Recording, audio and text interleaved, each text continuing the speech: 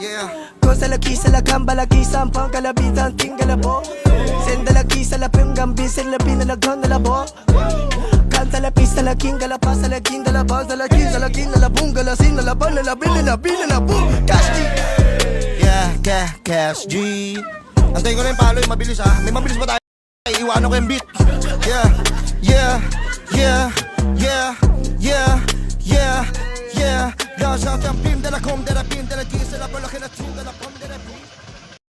Hi, I'm Andrew, third year technology student from JHCSC, and this is the Toyota Innova 2.8 Power Engine, and I'm going to present to you the parts and its function. Let's go. So first, headlight. It illuminates the roadway and facilitates fatigue-free and safe driving. Windshield. It protects the vehicle's occupants and the interior of the car. Windshield wiper. It is used to clean and to wipe the rainwater.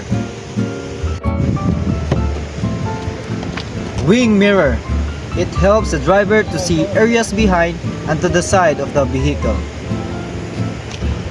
This is the bumper. It is used to reduce and prevent physical damage to the front and rear of the vehicle. Car grill is a component that helps provide air circulation to the engine room so that the temperature in the engine room is adequately maintained. This is car hood or bonnet. It is used to protect the engine and connected parts. Front fender. Its job is to block dirt, mud, water, environmental toxins, and other impurities. Fuel tank. It is used to restore gasoline. Door. It is used for entering and exiting the vehicle. Wheel. It provides the necessary traction to the road surface so that the vehicle can move.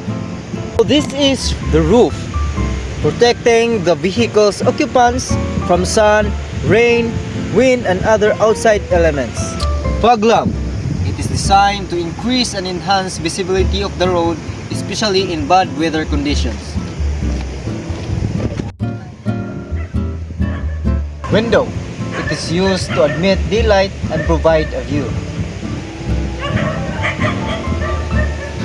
Battery. It is used to provide power to start your vehicle. Power steering fluid. It is an essential fluid that keeps your car running. Radiator fan. It helps to regulate the temperature of the engine. Car engine coolant, used to reduce corrosion and engine rust. So this is the car engine. It is a machine that burns fuel and converts it into a mechanical power.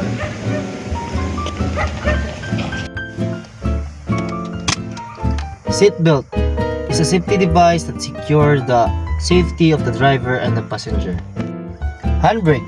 It is used to securely motionless the car when parked. Steering wheel. It controls the direction of the wheel. Brake. Used to decelerate to stop the vehicle. Gear. Used for changing rotational speed.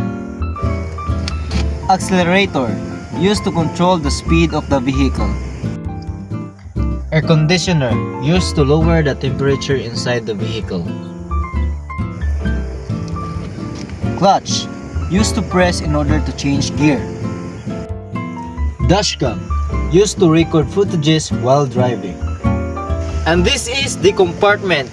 It is used to store and to put your things or needed things or everything that you want to put.